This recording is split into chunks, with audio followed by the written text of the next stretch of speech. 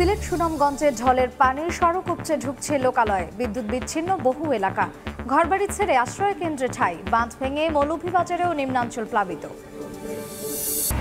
15 দিনের মধ্যে দ্বিতীয়বার ভারতে যাচ্ছেন প্রধানমন্ত্রী শেখ হাসিনা, হবে দ্বিপক্ষীয় বৈঠক। স্বার্থ সংশ্লিষ্ট দাবি আদায় সর্বোচ্চ চেষ্টা থাকবে জানালেন ওবায়দুল কাদের।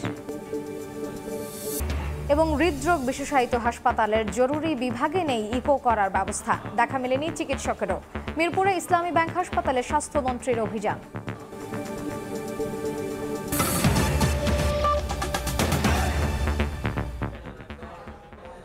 সময় সংবাদে সঙ্গে আছি আমি মার্জিয়া শ্রেয়া। ভারী বৃষ্টির সঙ্গে পাহাড়ি ঢলে সিলেট ও সুনামগঞ্জে বাড়ছে ভয়াবহ বন্যা আতঙ্ক। প্রতি মিনিটেই বাড়ছে পানি, প্লাবিত হচ্ছে নতুন নতুন এলাকা। পানিবন্দী হয়ে পড়েছে কয়েক লাখ মানুষ, বিচ্ছিন্ন যোগাযোগ ব্যবস্থা ও বিদ্যুৎ সংযোগ। আশ্রয়কেন্দ্রে ছুটছে হাজার হাজার মানুষ, নির্ঘুম রাত কাটাচ্ছেন বাসিন্দারা।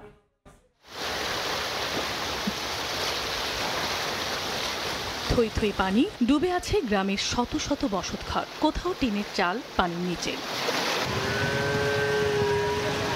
বাসিন্দারা নৌকায় করে গবাদি পশু নিয়ে যাচ্ছেন নিরাপদ আশ্রয়।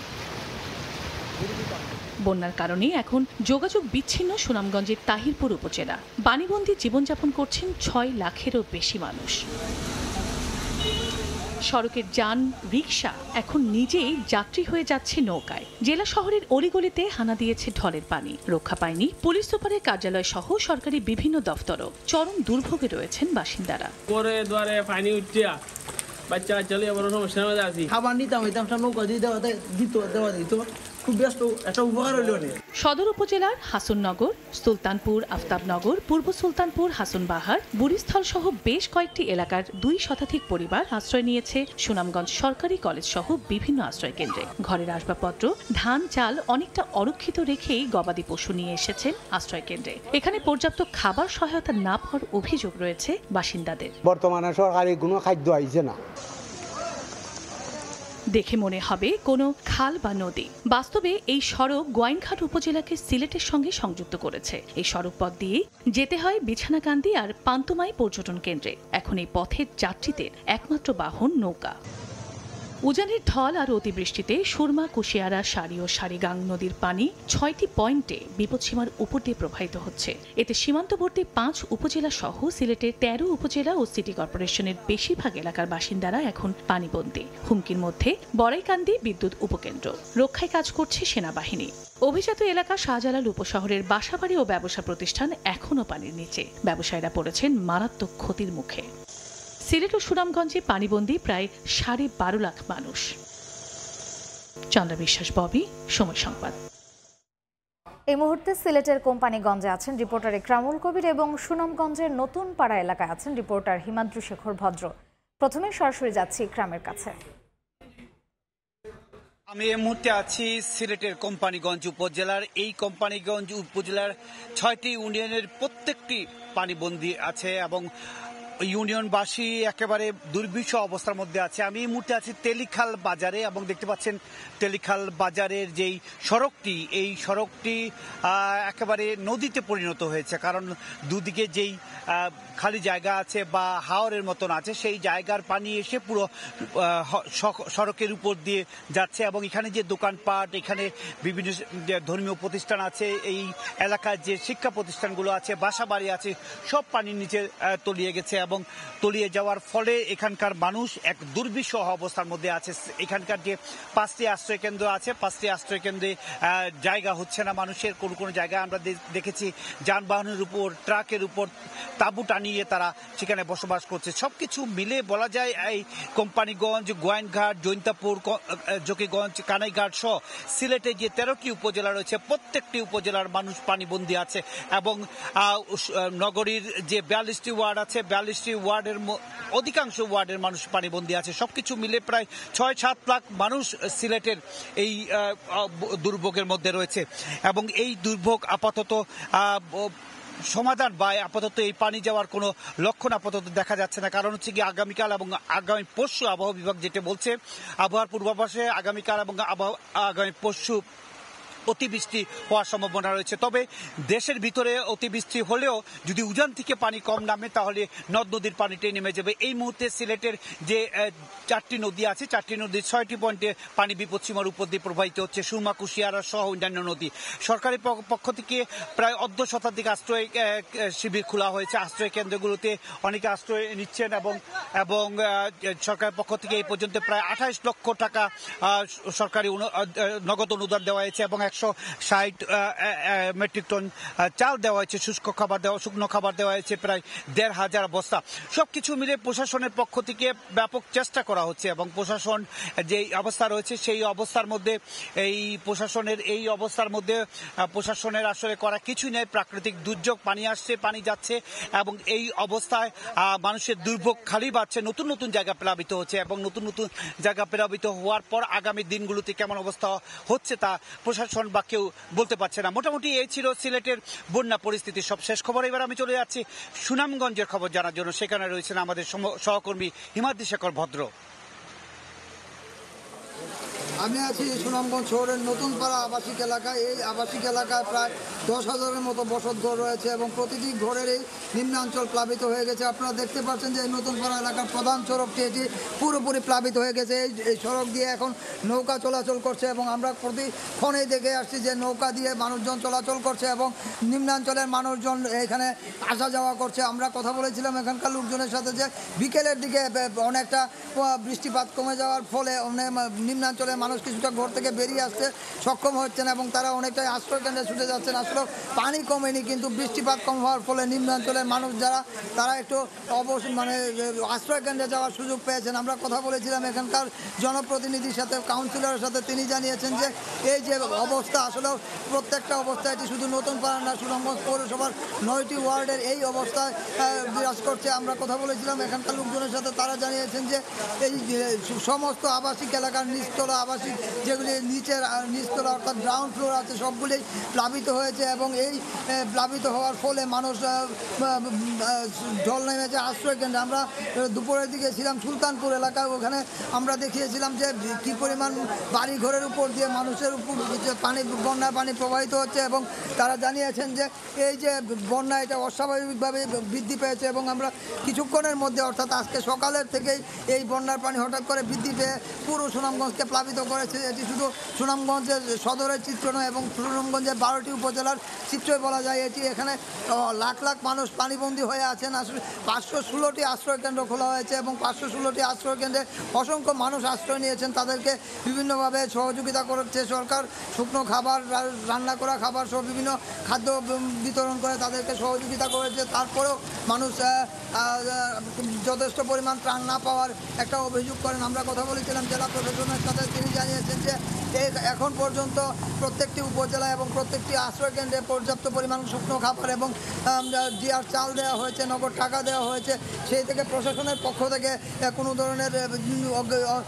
ধরনের ত্রুটি রাখা হচ্ছে না। আপনারা দেখতে পাচ্ছেন যে নতুন পাড়ার এই প্রধান সড়কটি দিয়েই এখন নৌকা চলাচল করছে। এটি শুধুমাত্র একটি নৌকা নয়, এখানে প্রায় 50টির মতো নৌকা আমরা দেখেছি বিভিন্ন সময় নিম্নাঞ্চলের মানুষকে উদ্ধার করে আশ্রয় কেন্দ্রে নিয়ে যাচ্ছে এবং এই যে অবস্থা সেটা চলমান রয়েছে। আজকে সকাল থেকে যখন বৃষ্টির পানি ক্রমশ বাড়তে শুরু করে, হঠাৎ করেই অস্বাভাবিকভাবে পানি বেড়ে যাওয়ার ফলে এই সমস্যা তৈরি হয়েছে। আমরা কথা বলেছিলাম পানি উন্নয়ন বোর্ডের প্রকৌশলীর সাথে, তিনি জানিয়েছেন যে আগামী 5 থেকে 6 দিন এই বৃষ্টিপাত অব্যাহত থাকবে। এই বৃষ্টিপাত অব্যাহত থাকলে এই অবস্থা থেকে সহসা মুক্তি পাওয়ার কোনো উপায় নেই। আমরা কথা বলেছিলাম যে পানি উন্নয়ন বোর্ডের প্রধান প্রকৌশলীর সাথে, তিনি জানিয়েছেন যে উজানের বৃষ্টিপাত বন্ধ না হলে বা উজানের পাহাড়ি জল বন্ধ না হলে এই পরিস্থিতি থেকে উত্তরণের কোনো সুযোগ নেই। তো এই ছিল সুনামগঞ্জের নতুন পাড়া এলাকা থেকে বন্যা পরিস্থিতির সবশেষ খবর। পানিবন্দী মানুষের দুর্দশার খবর জানতে সরাসরি ছিলাম সিলেট এবং সুনামগঞ্জে। এদিকে পাহাড়ি ঝলে মৌলভীবাজারের ধলাই নদীর দেওড়াছড়া প্রতিরক্ষা বাঁধ ভেঙে পানি ঢুকছে লোকালয়ে। পানিবন্দী হয়ে পড়েছে কয়েকশো পরিবার। অন্যদিকে নেত্রকোনার দুর্গাপুরেও সোমেশ্বরীর পানি উপচে নিম্নাঞ্চল প্লাবিত হয়েছে। উজানের ঝড় ও ভারী বৃষ্টিতে বাড়ছে তিস্তার পানিও। বাঁধ ভেঙে প্রবল গতিতে ছুটছে পানি। মৌলভীবাজারে দেওয়াছড়া প্রতিরক্ষা বাঁধ ভেঙে পানি ঢুকেছে লোকালয়ে। রহিমপুর ইউনিয়নের বেশ কয়েকটি গ্রাম প্লাবিত হয়েছে, পানিবন্দী হয়ে পড়েছে কয়েকশো পরিবার। 9টা থেকে 10টার ভিতর পর্যন্ত পানি ছোটা আরম্ভ হয়েছে। রহিমপুর ইউনিয়নের আওতাধীন এই গ্রামগুলা ডুবে আছে। চলাফেরা মানুষের জন্য অনেক কষ্টদায়ক ওই জারের মাঝে। হবিগঞ্জের খোয়াই নদীর বাঁধ ভেঙে হুহু করে ঢুকছে পানি, এতে 6 থেকে 7টি গ্রাম প্লাবিত হয়েছে। স্থানীয়দের দাবি, গত 29 মে বাঁধটিতে ফাটল দেখা দিলে পানি উন্নয়ন বোর্ডকে জানানো হয়, তবে তারা কোনো ব্যবস্থা না নেয়ায় এ দশা। সাহেবকে বলার পরে এই পানি উন্নয়ন বোর্ড থেকে কোনো লোক এখন পর্যন্ত আসে সেই বাঁধটি পরিদর্শন পর্যন্ত করে নাই। এদিকে নেত্রকোনার দুর্গাপুরের চণ্ডীগড় ইউনিয়নের মৌ গ্রামের একটি বাঁধ ভেঙে গেছে, এতে সোমেশ্বরী নদীর পানি খাল দিয়ে প্রবল বেগে প্রবাহিত হচ্ছে, প্লাবিত হচ্ছে নিম্নাঞ্চলের বাড়িঘর। অন্যদিকে উজানের ঢল ও ভারী বৃষ্টিতে বাড়ছে তিস্তার পানি। তীব্র স্রোতে কুড়িগ্রামের রাজারহাট উপজেলার বিদ্যানন্দ ইউনিয়নের কালীর মেলা, গড়িয়ালডাঙ্গার গতিয়াশাম সহ বিভিন্ন পয়েন্টে ভাঙন দেখা দিয়েছে। হুমকিতে রয়েছে মসজিদ ও স্কুল সহ অসংখ্য ঘরবাড়ি। সর্দার মোহাম্মদ আরিফ, সময় সংবাদ। সিলেট ও চট্টগ্রাম অঞ্চলে ভারী বৃষ্টিপাত আগামী আরও 2 দিন অব্যাহত থাকবে বলে জানিয়েছে আবহাওয়া অধিদপ্তর। এদিকে দেশের উত্তরাঞ্চলে তিস্তা নদীর পানি বাড়ায় রংপুর বিভাগে স্বল্পমেয়াদী বন্যার পূর্বাভাস দিয়েছে বন্যা পূর্বাভাস ও সতর্কীকরণ কেন্দ্র। গত 24 ঘন্টায় সিলেটে আমরা বৃষ্টিপাত রেকর্ড করেছি 100 মিলিমিটার বৃষ্টিপাত রেকর্ড করেছি। সেই সাথে শ্রীমঙ্গলে আমাদের যে স্টেশন আছে সেখানে আমরা 136 মিলিমিটার বৃষ্টিপাত রেকর্ড করেছি আজ সকাল 6টা পর্যন্ত। উত্তর পূর্বাঞ্চলে সুরমা নদীর পানি সমতল কিছুটা স্থিতিশীল অবস্থায় আসলেও আগামী 24 ঘন্টায় আবারও বৃদ্ধি পাওয়ার সম্ভাবনা রয়েছে। এর ফলে সিলেট সুনামগঞ্জ জেলার যে কতিপয় নিম্নাঞ্চলের বন্যা পরিস্থিতি বিরাজ করছে সেটি আগামী 24 থেকে 48 ঘন্টায় কিছুটা অবনতি হওয়ার সম্ভাবনা রয়েছে। দেশের উত্তরাঞ্চলে তিস্তা, ধরলা, দুকুমার ইত্যাদি নদীর পানি বৃদ্ধি পাচ্ছে, এটিও আগামী 24 থেকে 48 ঘন্টায় বৃদ্ধি পেতে পারে। 2 সপ্তাহেরও কম সময়ের ব্যবধানে প্রতিবেশী ভারতের আমন্ত্রণে দ্বিপক্ষীয় সফরে দিল্লি যাচ্ছেন প্রধানমন্ত্রী শেখ হাসিনা। একই মাসে 2 প্রধানমন্ত্রীর পৌনঃপৌনিক বৈঠককে নজিরবিহীন ঘটনা হিসেবেই দেখা হচ্ছে বিভিন্ন মহল থেকে। 2 দেশেই নতুন করে ক্ষমতায় এসেছে বিজেপি, আওয়ামী লীগ। আগামী দিনে ঠিক কিভাবে নিকটতম প্রতিবেশীদ্বয় সম্পর্ক উন্নয়ন সহ অমীমাংসিত দাবি দেওয়ার নিষ্পত্তি করবে সেই ইস্যুই ঘুরে ফিরে আলোচনায়। ঈদের ছুটির পর সচিবালয়ে অফিসের প্রথম দিনেই ওবায়দুল কাদেরের কাছে সাংবাদিকদের প্রশ্ন, কি হতে যাচ্ছে মোদি হাসিনার বৈঠকে। আমি কি করে বলবো কোন কোন বিষয় আসবে, এটা প্রধানমন্ত্রী বাইলেটারাল ডিসকাশন করবেন। আমাদের আউটস্ট্যান্ডিং প্রবলেমগুলোর ব্যাপারে আলাপ আলোচনা চলছে, অগ্রগতি হলেই তো আমরা খুশি। তবে ঢাকা দিল্লির সম্পর্কের কাঁটা হিসেবে ঝুলে থাকা তিস্তার জলবন্টন ইস্যুর সুরাহা এখনো বহুদূর, তাও স্পষ্ট হয় সেতুমন্ত্রীর বক্তব্যে। তিস্তা তারা তাদের রাজ্য সরকারকে এ ব্যাপারে সূচক অবস্থানে নিয়ে আসবে, এটা তো সেন্ট্রাল গভর্নমেন্ট, ফেডারেল গভর্নমেন্টের কাজ, ভারতের। দেখা যাক কি হয়। সীমান্তে মিয়ানমারের সাম্প্রতিক কার্যকলাপের বিষয়ে সরকারের ভাবনা কি জানতে চাইলে ওবায়দুল কাদের বলেন, কারো প্ররোচনায় পা রাখবে না সরকার। আমরা যুদ্ধে জড়াবো না, এটা আমাদের দেশের জনগণও চায় না।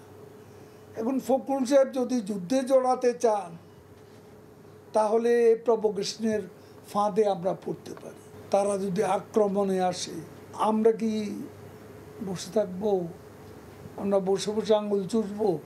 সার্বভৌমত্বের ধাক্কা সামাল দিতে প্রয়োজনীয় ব্যবস্থা নিতে কোনো কার্পণ্য করবে না সরকার, সাফ জানান ওবায়দুল কাদের। সার্বভৌমত্ব চলে গেলে আমাদেরই ব্যথা লাগবে বেশি। প্রসূন আশিস, সময় সংবাদ, ঢাকা। দেশি ও আন্তর্জাতিক ষড়যন্ত্রকারীরা বাংলাদেশকে পাকিস্তানি ও জঙ্গিবাদী রাষ্ট্র বানাতে চায় বলে মন্তব্য করেছেন আওয়ামী লীগের যুগ্ম সাধারণ সম্পাদক আফম বাহাউদ্দিন নাসিম। দুপুরে রাজধানীর কাকরাইলে ডিপ্লোমা ইঞ্জিনিয়ার্স ইনস্টিটিউশনে পবিত্র ঈদুল আজহা উপলক্ষে শুভেচ্ছা বিনিময়কালে তিনি এ কথা বলেন।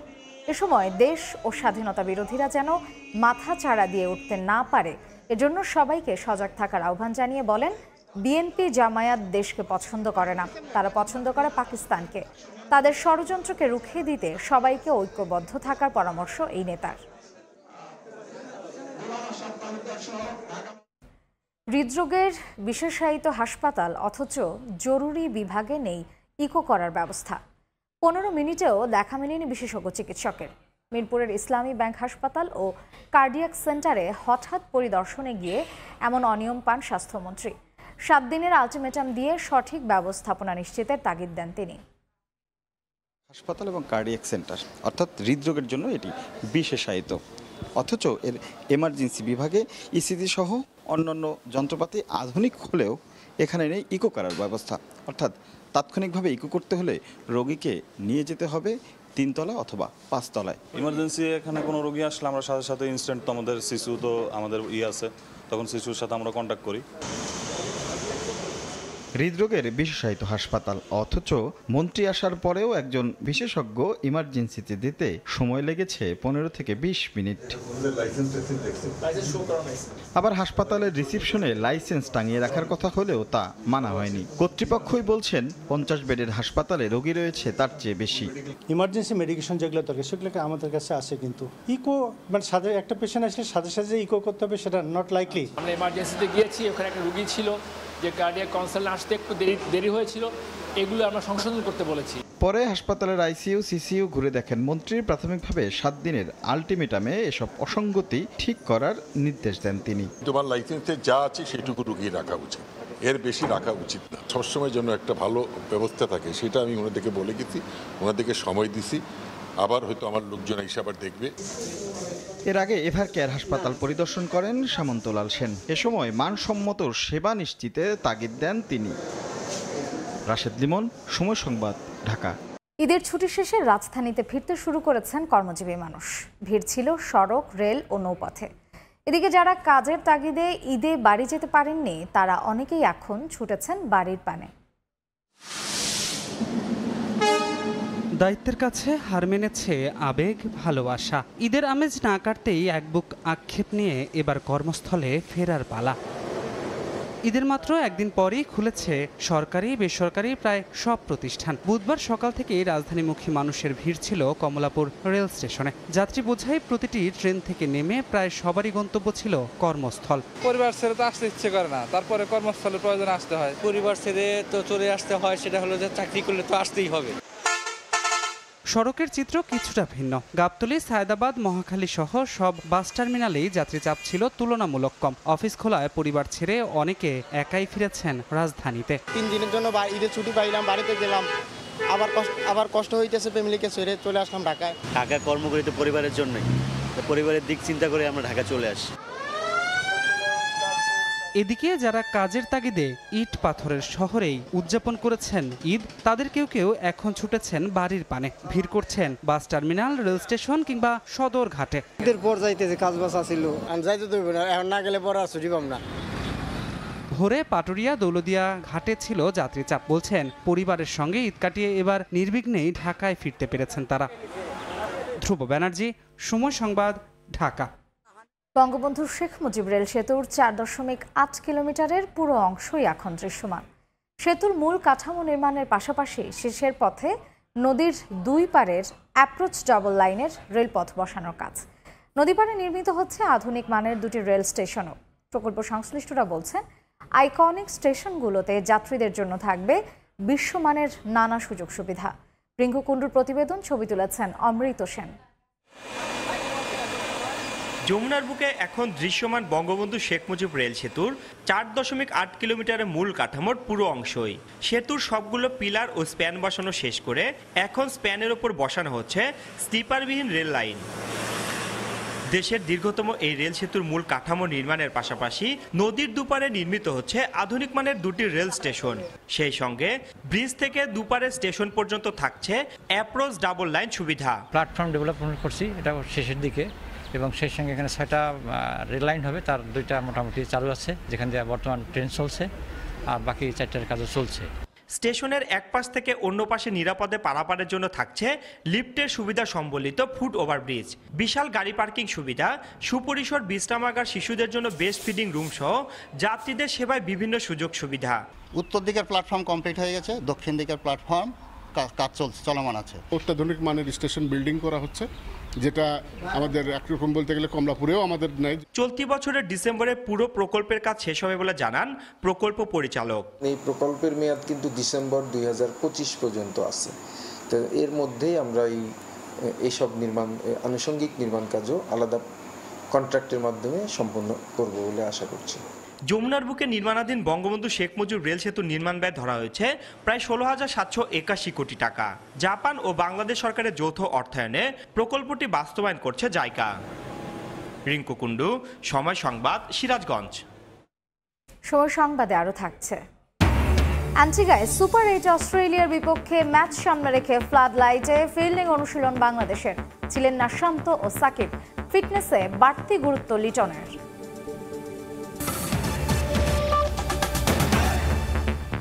শিগগিরই গাবতলী ও যাত্রাবাড়িতে কারওয়ান বাজার পুরোপুরি সরিয়ে নেওয়ার কাজ সম্পন্ন হবে। এ বিষয়ে দোকানীদের সঙ্গে কয়েক দফা আলোচনা হয়েছে বলে জানিয়েছেন ঢাকা উত্তর সিটির মেয়র আতিকুল ইসলাম। সকালে ইতিহাসের গতিধারায় বঙ্গবন্ধু থেকে শেখ হাসিনা শীর্ষক চিত্র প্রদর্শনীতে কথা বলেন তিনি।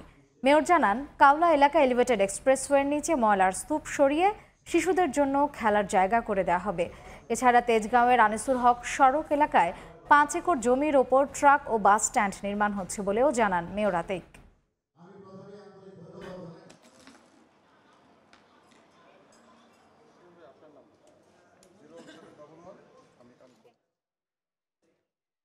কারওয়ান বাজার দুটো জায়গায় স্থানান্তর হবে, একটি হলো যাত্রাবাড়ি, একটি হচ্ছে গাবতলী।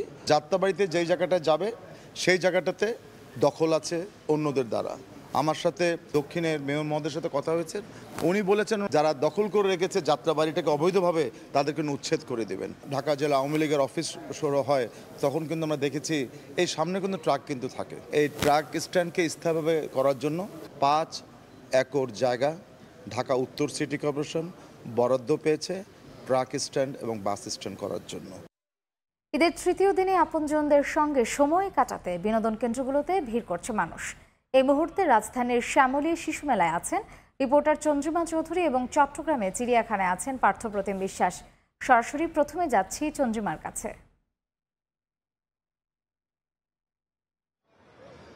ঈদের ছুটিতে অবসর যাপন করছে রাজধানী ঢাকা এবং সেই অবসর যাপনের মুহূর্তেই ঢাকায় যারা রয়ে গেলেন তারা কিন্তু এখন ভিড় করছে বিভিন্ন বিনোদন কেন্দ্রগুলোতে। তাদেরই আগমনে টইটুম্বুর হয়ে রয়েছে কিন্তু রাজধানীর বিভিন্ন বিনোদন কেন্দ্রগুলো। এখন এই সময় এই যান্ত্রিক শহরে কিন্তু এখন নেই যানবাহনের অত্যাচার, ফুটপাতে এবং এই শহরে কিন্তু নেই সেই ধুলোবালি, শুধু আছে আষাঢ়ের স্নিগ্ধতা। এবং সকালে যেহেতু এক পশলা বৃষ্টি হয়ে গেছে, এখন বইছে মৃদু হাওয়া। এই সময়টাই যেন রাজধানীবাসী বেছে নিয়েছেন তাদের ঈদ উদযাপনের জন্য। এবং এই মুহূর্তে আছি শিশু মেলায়, এখানে শিশুরা বড়দের হাত ধরে এসেছেন এবং উদযাপন করছেন তাদের ঈদের এই দিনগুলো। আমরা অনেকক্ষণ ধরে তাদেরকে দেখছিলাম এবং কথা বলছিলাম, তারা খুবই খুশি যে এই যে ঈদের এই সময়টার জন্যই কিন্তু তারা সকলে অপেক্ষা করেন। এই সময়টাতেই কিন্তু রাজধানী ঢাকা একদম অন্যরকম একটি রূপ ধারণ করে। দেখা যায় যে এই সময়ে যেহেতু রাস্তাঘাট ফাঁকা থাকে তাই খুব সহজে এক স্থান থেকে আরেক স্থানে যাওয়া যায়। তবে বলা যেতে পারে যে রাজধানীতে যেহেতু সেই ধরনের কোনো বিনোদন কেন্দ্র খুব কম, তাই এক একটি জায়গাতে কিন্তু অনেক বেশি মানুষ আসেন এবং ভিড় করেন এবং বাচ্চাদেরকে নিয়ে একটি সুন্দর সময় কাটাতে চান। এর জন্য কিন্তু বড়রাও কিন্তু অপেক্ষা করে থাকেন। এখানে আমরা অনেকেই দেখছিলাম যে পরিবার নিয়ে তারা এসেছেন শিশু মেলায়। অনেকে এই মুহূর্তগুলো ছবি বন্ধ করে রাখার জন্য কিন্তু সেলফি তুলছেন, ছবি তুলছেন। নানান ধরনের পোশাক পরে কিন্তু ঈদকে উদযাপনের জন্য সেজে এসেছেন। ছোট ছোট শিশুদের দেখছিলাম যে তারা খুব সুন্দর সুন্দর রঙিন পোশাক পরে এসেছে। এবং এই শিশু মেলার কথা যদি বলি, এখানে কিন্তু বিভিন্ন ধরনের রাইড রয়েছে যেখানে কিন্তু এই যে শিশুরা চড়ছে, এই ধরনের কার্যক্রম কিন্তু বলা যেতে পারে যে শিশুদের মানসিক বিকাশেও কিন্তু অন্য রকমের অবদান রাখে। কারণ এই যে খেলা এবং খেলনা, এটাই কিন্তু শিশুর ভাষা প্রকাশের এক ধরনের ভাব এবং এর মাধ্যমে এখানেই কিন্তু শিশু তাদের সৃজনশীলতা প্রকাশ করে। আমাদের এই ব্যস্ত নগরীতে যেহেতু এইটার সুযোগ খুব কম, তবুও এই ঈদের এই অবসরে আমাদের এই শিশুরা চলে আসে এবং তারা কিন্তু তাদের মানসিক বিকাশ এবং সৃজনশীলতার প্রভাব কিন্তু এখান থেকে হয়তোবা ফোটাতে পারে। এই ছিল আমার কাছে সর্বশেষ। ঈদের তৃতীয় দিনে এসে চট্টগ্রামের চিড়িয়াখানায় আজকে দর্শনার্থীদের কিন্তু উপচে পড়া ভিড়। আমরা সকাল থেকে এখানে এসে যেটি দেখেছি, আসলে চট্টগ্রাম সহ আশেপাশে বিভিন্ন জায়গা থেকে প্রচুর মানুষ কিন্তু এই চট্টগ্রাম চিড়িয়াখানায় আসছেন এবং বিশেষ করে ছোট শিশু যারা রয়েছে তাদের আনন্দ কিন্তু অনেকটাই চোখে পড়ার মতো। আপনারা দেখতে পাচ্ছেন পরিবার পরিজন নিয়ে সবাই কিন্তু এই চট্টগ্রামের চিড়িয়াখানায় আসছেন। মূলত গত কয়েক বছরে চট্টগ্রামের জেলা প্রশাসনের তত্ত্বাবধানে চিড়িয়াখানায় কিন্তু ব্যাপক ও আসলে উন্নতি ঘটেছে। বিশেষ করে সাদা বাঘ যেমন এখানে এসেছে, গন্ডার আছে, আরো বিভিন্ন ধরনের যে পশুগুলো এখানে ছিল না সেগুলো কিন্তু এখানে আনা হয়েছে এবং সেই কারণে আমরা দেখেছি গত কয়েক বছরে চট্টগ্রামের চিড়িয়াখানায় দর্শনার্থীদের আনাগোনাও কিন্তু বেড়েছে। আমরা এখন আছি বাঘের খাঁচার সামনে। আসলে এখানে যে সাদা বাঘ রয়েছে সেই সাদা বাঘ দেখতে দর্শনার্থীদের ভিড় রয়েছে।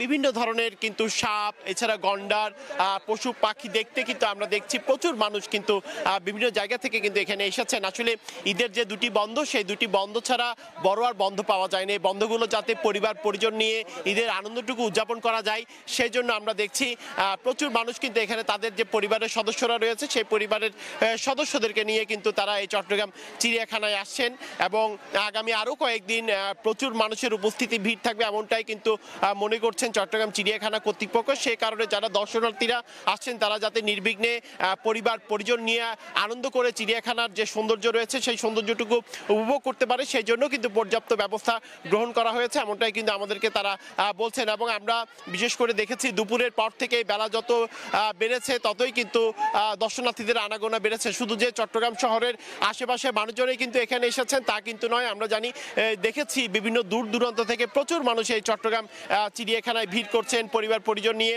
আসছেন, পরিবারের সাথে ছবি তুলছেন এবং বিশেষ করে ছোট শিশু যারা রয়েছে তারাও কিন্তু তাদের প্রিয়জনের হাত ধরে এখানে আসছেন এবং কেউ বাঘ দেখছেন, কেউ সাপ দেখছেন, কিংবা কেউ গন্ডার দেখছেন। তো সেক্ষেত্রে বলা যায় পুরোপুরি দর্শনার্থীদের পরিপূর্ণ চট্টগ্রামের এই চিড়িয়াখানা। তো এই ছিল আমার কাছে এখনো পর্যন্ত চট্টগ্রাম চিড়িয়াখানা থেকে এখানকার সর্বশেষ খবর।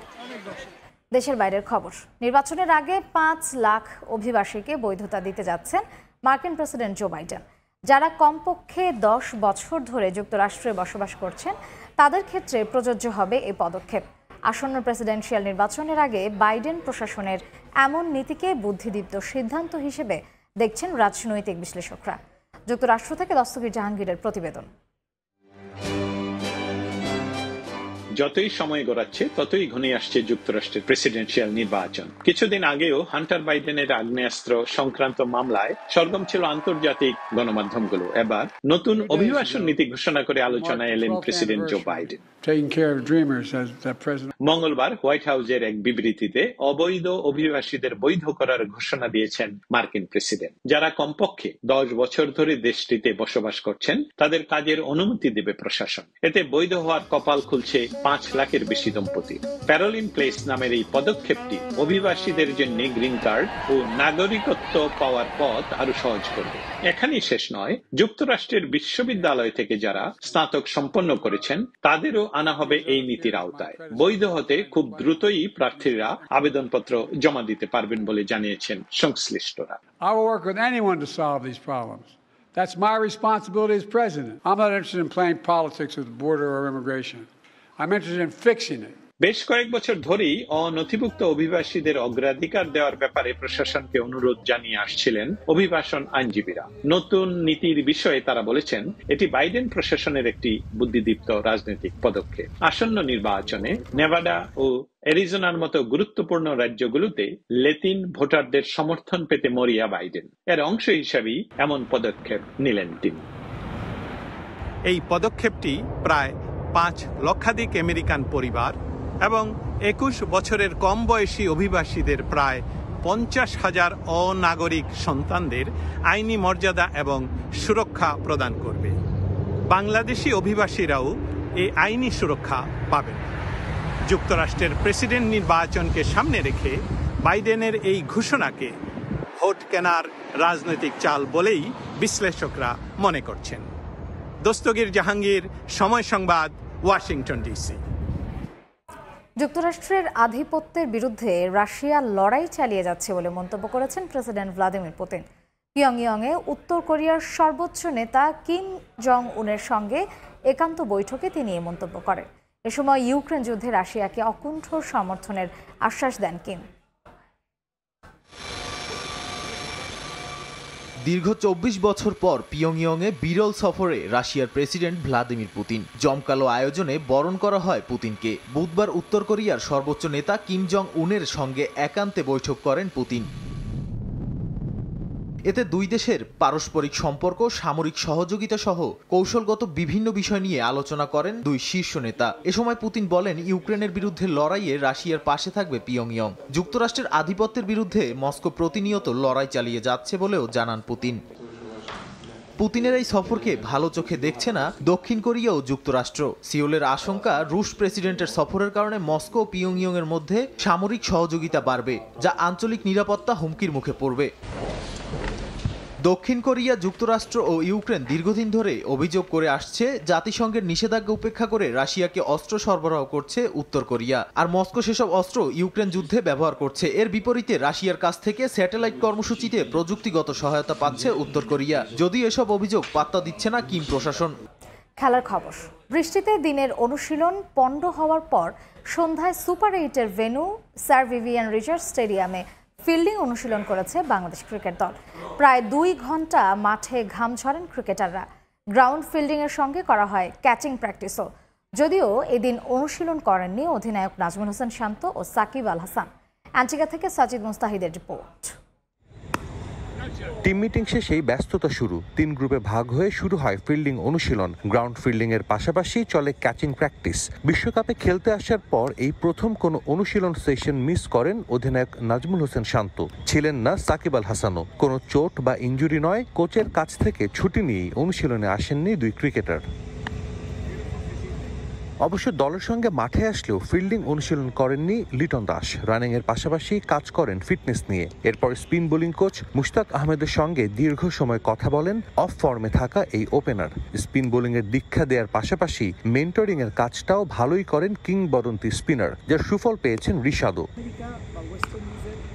স্কিল ট্রেনিং না থাকলেও অনুশীলনের শেষ দিকে মাহমুদুল্লাহ তাসকিনরা নেমে যান ব্যাট বল হাতে। অস্ট্রেলিয়ার মুখোমুখি হওয়ার আগে ম্যাচ ভেন্যুতে আর অনুশীলনের সুযোগ নেই, তাই কাজে লাগান এই সময়টা। অজিদের বিপক্ষে জিততে হলে বড় স্কোরের বিকল্প নেই। মাহমুদুল্লাহ বেশ কিছুটা সময় পাওয়ার হিটিং এর প্র্যাকটিস করেন। যুক্তরাষ্ট্র ও ক্যারিবীয় দ্বীপপুঞ্জে বিশ্বকাপ খেলতে এসে বাংলাদেশ দল আগে যা করেনি, অ্যান্টিগায় পা রেখে সেটাই করল। ফ্লাড লাইটের আলোতে ফিল্ডিং অনুশীলন।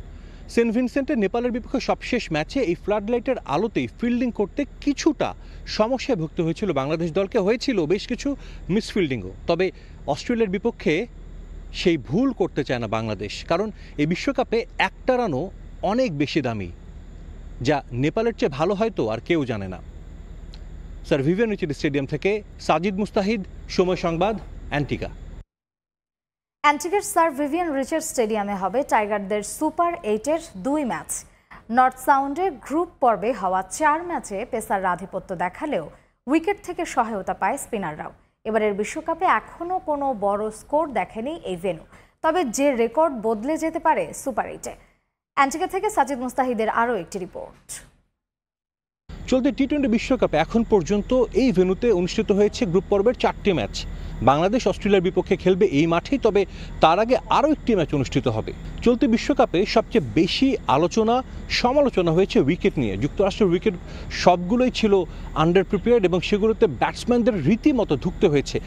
ওয়েস্ট ইন্ডিজের বা ক্যারিবীয় দ্বীপপুঞ্জের কিছু কিছু মাঠে আমরা দেখেছি রান হয়েছে, তবে বাংলাদেশ যে গ্রুপ পর্বে শেষ 2টি ম্যাচ খেলেছিল সেন্ট লুসিয়ায়, সেখানে কিন্তু ব্যাটসম্যানরা খুব একটা সুবিধা করতে পারেনি। তবে এই মাঠে যে 4টি ম্যাচ হয়েছে ওয়ার্ল্ড কাপের, সেই ম্যাচের যে ইতিহাস বা সেই ম্যাচের পরিসংখ্যান একটু দেখে নেবে, এবং সেই পরিসংখ্যান কিন্তু কথা বলছে না ব্যাটসম্যানদের পক্ষে।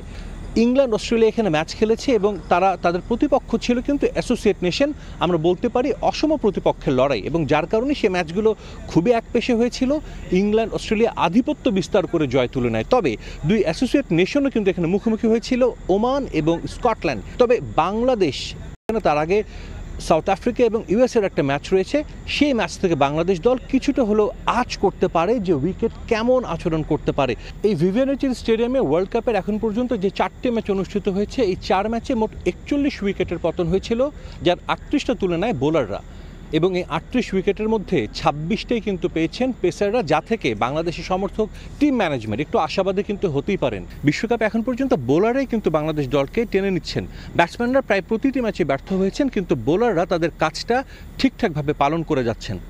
আর অস্ট্রেলিয়ার বিপক্ষেও যদি সেই একই ধারাটা অব্যাহত থাকে, এই মাঠে তাসকিন, তানজিম সাকিব বা শরীফুল যারাই খেলবেন, তারা যদি তাদের কাজটা ঠিকঠাক মতো করতে পারে, নিশ্চিতভাবেই আমরা বলতে পারি বাংলাদেশের সুপার 8টাও শুরু হতে পারে দারুণভাবে। স্যার, ভিভিয়ান রিচার্ড স্টেডিয়াম থেকে সাজিদ মুস্তাহিদ, সময় সংবাদ, অ্যান্টিগা। এ পর্যায়ে শীর্ষ সংবাদগুলো জানিয়ে দিচ্ছে আরেকবার।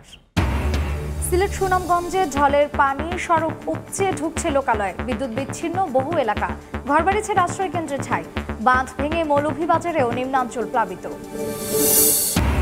এবং 15 দিনের মধ্যে দ্বিতীয়বার ভারতে যাচ্ছেন প্রধানমন্ত্রী শেখ হাসিনা, হবে দ্বিপক্ষীয় বৈঠক, স্বার্থ সংশ্লিষ্ট দাবি আদায়ের সর্বোচ্চ চেষ্টা থাকবে জানালেন ওবায়দুল কাদের।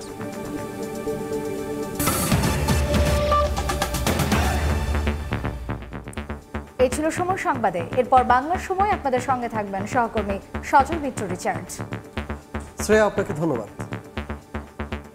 বাংলার সময় নিয়ে ফিরছি কিছুক্ষণ পর, সঙ্গেই থাকুন সময়ের।